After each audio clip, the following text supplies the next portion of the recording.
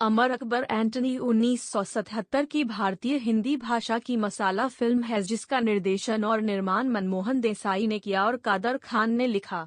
27 मई 1977 को भारत में रिलीज हुई इस फिल्म में विनोद खन्ना, ऋषि कपूर, अमिताभ बच्चन, नीतू सिंह, परवीन बॉबी, शबाना आजमी, निरूपा रॉय और प्राण किशन लाल, जो एक ड्राइवर है, अपने नियोक्ता अपराधी सरगना रॉबर्ट द्वारा की गई घातक हिट एंड रन दुर्घटना के लिए सजा काटने के बाद 15 अगस्त 1955 को जेल से रिहा होता है। रॉबर्ट के वादों के बावजूद किशनलाल घर लौटता है और पाता है कि उसकी पत्नी भारती टीबी से पीड़ित है और उसके 3 बेटे भूख से मर रहे हैं। क्रोधित होकर किशनलाल रॉबर्ट से मदद की गुहार लगाता है, लेकिन उसे अपमानित, गाली गलौज और अस्वीकार का सामना करना पड़ता है। रॉबर्ट के गुंडों पर पलटवार करते हुए किशनलाल तस्करी के सोने के सिक्कों से भरी एक कार में भाग जाता है, जिसका पीछा रॉबर्ट के गुंडे करते हैं। घर पहुंचकर किशनलाल को भारती गायब मिलती है। उसका सुसाइड नोट उसकी शर्मिंदगी और निराशा को बयां करता है। अपने बेटों को साथ लेकर वह पीछा छुड़ाकर बोरीवली राष्ट्रीय उद्यान में महात्मा गांधी की प्रतिमा के नीचे अपने बेटों को छोड़ देता है और सबसे बड़े बेटे को जिम्मेदारी सौंप देता है। वह रॉबर्ट के गुंडों को गुमराह करने के लिए गाड़ी चलाकर निकल जाता है, लेकिन एक भीषण कार दुर्घटना के बाद पुलिस और रॉबर्ट के लोग दोनों ही मान लेते हैं कि किशनलाल और उसके बेटे मर चुके हैं। तीनों बच्चे अलग हो जाते हैं। सबसे बड़ा बेटा अमर अपने पिता के पीछे भागता है, रॉबर्ट के गुंडों द्वारा गिरा दिया जाता है और हिंदू पुलिस अधीक्षक खन्ना उसे गोद ले लेते हैं।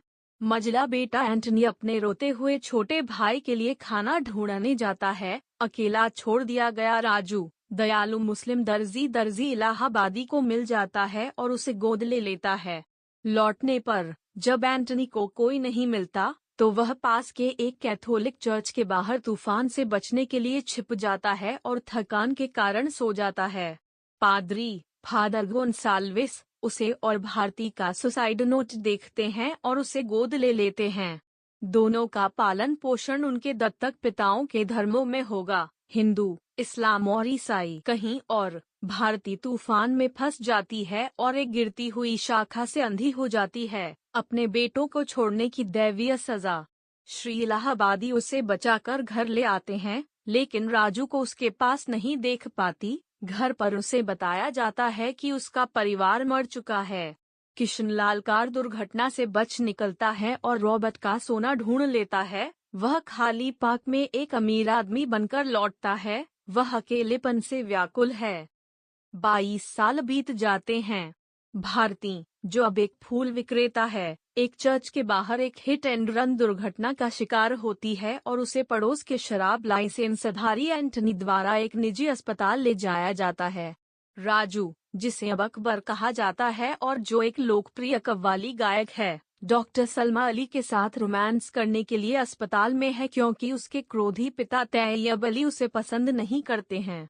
अमर पुलिस इंस्पेक्टर है जो दुर्घटना के मामले की जांच करने आता है। तीनों पुरुष भारती की जान बचाने के लिए रक्तदान करते हैं, इस बात से अनजान कि वे रिश्तेदार हैं। बाद में अमर राजमार्ग लुटेरों का पता लगाता है और लक्ष्मी से मिलता है, जिसे उसकी अपमानजनक आपराधिक सौतेली मां और सौतेले भाई रंजीत ने अपनी बुजुर्ग व्हीलचेयर पर बैठी दादी की रक्षा के लिए चारा के रूप में काम करने के लिए मजबूर किया है। साथ में वे सबूत लेते हैं और सौतेली मां को गिरफ्तार। रॉबर्ट के सोने से किशनलाल खुद एक अमीर अपराधी बन गया। अपने खोए हुए परिवार का बदला लेने के लिए उसने रॉबर्ट की नवजात बेटी जेनी का अपहरण कर लिया, उसे अपनी भतीजी की तरह पाला और विदेश में पढ़ाई के लिए भेजा। उसने रॉबर्ट के संगठन को भी तहस नहस कर दिया और गिड़गिड़ाते रॉबर्ट को अपनी बेटी की वापसी की भीख मांगते हुए उसके लिए काम करने पर मजबूर कर दिया।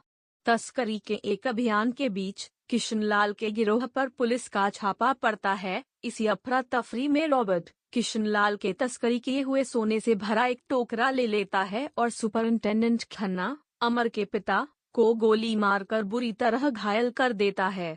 सोने के साथ रॉबर्ट खुद को फिर से एक अपराधी के रूप में स्थापित करता है और जेनी को वापस लाने और किशनलाल को मारने की योजना बनाता है और इस काम के लिए रंजीत को भी शामिल करता है।